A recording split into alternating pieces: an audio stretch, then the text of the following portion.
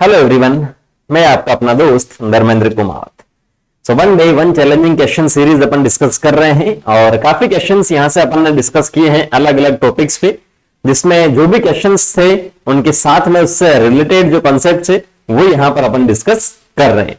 तो इससे अपन को आइडिया यहां पर हो जाएगा कि किस टाइप के क्वेश्चन पूछे गए हैं, किस टाइप के क्वेश्चन पूछे जा सकते हैं, कौन से टॉपिक से एनसीईआरटी से किस टाइप से क्वेश्चंस फ्रेम किए जा रहे हैं, वो सारा सब कुछ अपन को आइडिया हो जाएगा, जिससे नीट में काफी आसानी अपन को रहेगी।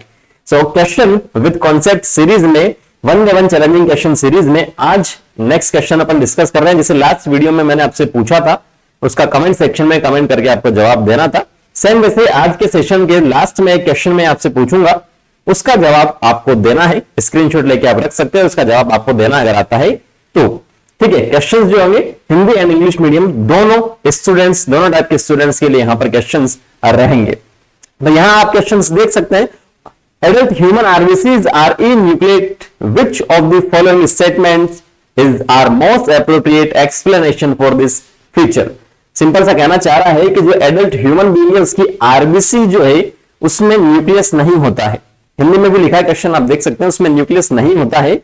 तो इसके पीछे का जो सबसे बेस्ट रीजन है वो आपको यहां से बताना है। ठीक है, चार आपको स्टेटमेंट दे रखे हैं। फर्स्ट ए लिखा है, they do not need to reproduce, उनको रिप्रोडक्शन की नीड नहीं होती इसलिए उनमें न्यूक्लियस नहीं होता है। बी लिखा है, दे आर सोमेटिक सेल, क्या वो सोमेटिक सेल है इसीलिए उनमें न्यूक्लियस नहीं होता है। सी लिखा है, they do not metabolize, metabolism इनके अंदर नहीं होता है। और डी लिखा है, all their internal space is available for oxygen transport. ठीक है, इजी है वैसे, इसमें कोई दिक्कत नहीं आएगी, लेकिन चार जो स्टेटमेंट देर का उनका क्या मीनिंग है वो यहां पर काफी इंपॉर्टेंट है। हिंदी में भी सेम लिखा है क्वेश्चन, आप देख सकते हैं। रिप्रोडक्शन का मतलब आपको पता है, सोमेटिक सेल का मतलब आपको पता है, कोई दिक्कत वाली बात नहीं आएगी।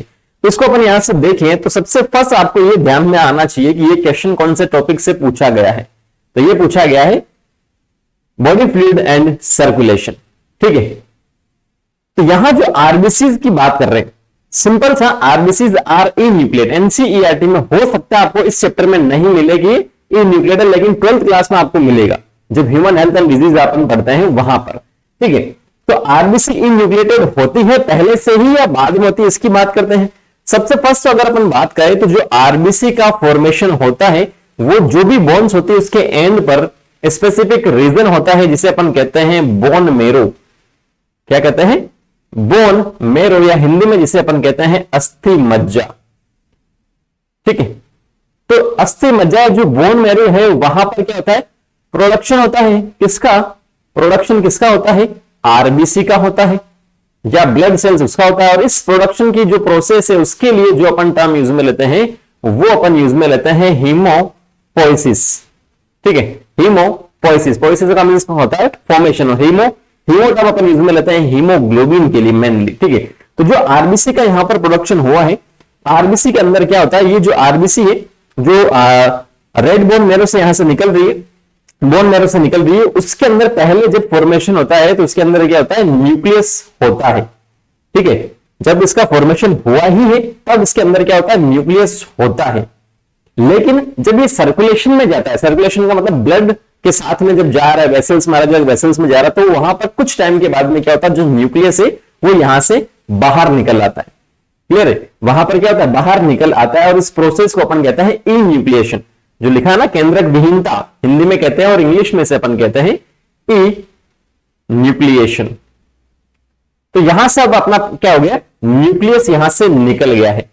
ठीक है, ये न्यूक्लियस निकल गया और उसका शेप भी क्या हो गया? चेंज हो चुका। बाई कनकेव शेप होता है, डिस्क शेप होता है, ये तो मैंने ऐसे बना दिया, डिस्क शेप इसका यहां पर सिंपल सा शेप हो जाता है। अब इसके पीछे का रीजन क्या है? न्यूक्लियस वहां से निकल चुका, रीजन क्या है न्यूक्लियस निकलने का? तो पहला आपको ए दे रखा है, they do not need to reproduce. क्या उनको रिप्रोडक्शन की नीड नहीं होती इसलिए न्यूक्लियस नहीं होता? तो पहले रीजन आपको बता दिया कि बोन मेरो में क्या होगा? जो आरबीसी है इनका फॉर्मेशन होगा। तो रिप्रोडक्शन खुद से वो नहीं कर रही, खुद से अपना नंबर इंक्रीज नहीं कर रही कि ये एक आरबीसी है यहां से जो आगे चलकर बहुत सारे आरबीसी का फॉर्मेशन कर लेगा, ऐसा पॉसिबल नहीं है। ठीक है, तो न्यूक्लियस नहीं है, क्या ये एक रीजन है? आरबीसी इन्यूक्लिएट होती है कि उसमें रिप्रोडक्शन की नीड नहीं होती है, तो ये जो रीजन है वो नहीं है, रिप्रोडक्शन की नीड इसको नहीं होती है। ठीक है, लेकिन न्यूक्लियस का इससे कोई लेना देना नहीं है। दूसरा लिखा है दे आर सोमेटिक सेल्स। हाँ, सोमेटिक सेल्स तो है वो, लेकिन ये क्या पूछ रहा है, एप्रोप्रिएट, मोस्ट एप्रोप्रिएटेड, जो सबसे उपयुक्त रीजन है वो ये पूछ रहा है। तो सोमेटिक सेल्स में ना तो वो जर्म सेल है, जर्म सेल का मतलब जनरेटिव, जो खुद से कुछ नया फॉर्मेशन कर सकता है, तो वो ये नहीं है।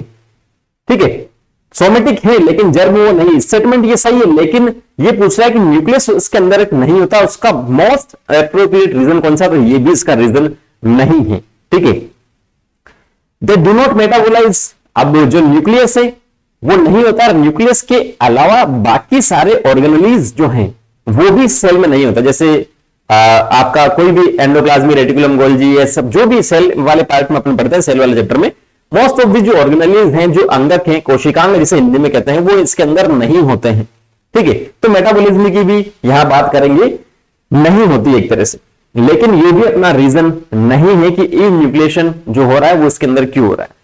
मेन जो आरबीसी का फंक्शन आपको पता है, ये क्या करता है, आरबीसी का मेन फंक्शन क्या करता है, आरबीसी के अंदर हीमोग्लोबिन होता है, हिम प्लस ग्लोबिन, और जो हीमोग्लोबिन होता है वो ऑक्सीजन के साथ में बाइंड जब करता है तो वो ऑक्सी हीमोग्लोबिन का फॉर्मेशन करता है। अगर आपको याद नहीं है तो breathing and exchange of gases, ठीक है, 17वां जो चैप्टर था पहले एनसीईआरटी का, उसके अंदर आप देख सकते हैं एचबी जो है वो O2 के साथ में जब मिलता है तो क्या बनाता है, HbO2 बनाता है, ऑक्सी हीमोग्लोबिन बनाता है। और एचबी किसके अंदर होता है, आरबीसी के अंदर होता है।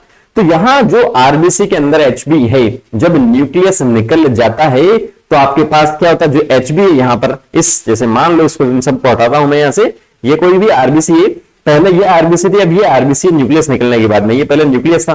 तो आप देखेंगे इसके अंदर जब न्यूक्लियस था तो स्पेस क्या रहेगा, कम रहेगा। जैसे ही न्यूक्लियस निकल जाएगा स्पेस क्या हो जाएगा, बड़ा ज्यादा हो जाएगा। जैसे इसको मैंने बड़ा बनाया तो इसको इतना सा बना लो, तब ये स्पेस क्या हो गया, ज्यादा हो गया। तो स्पेस ज्यादा हो गया तो ये जो एचबी है इसके साथ में ऑक्सीजन को इसके साथ जुड़ने में क्या होगी, इजीली वो इसके साथ बाइंड कर सकता है आसानी से। यही एक मेन रीजन है ई न्यूक्लिएशन प्रोसेस का। तो डी जो लिखा है, all their internal space is available for oxygen transport, RBC नहीं हो तो ऑक्सीजन का ट्रांसपोर्ट कैसे होगा।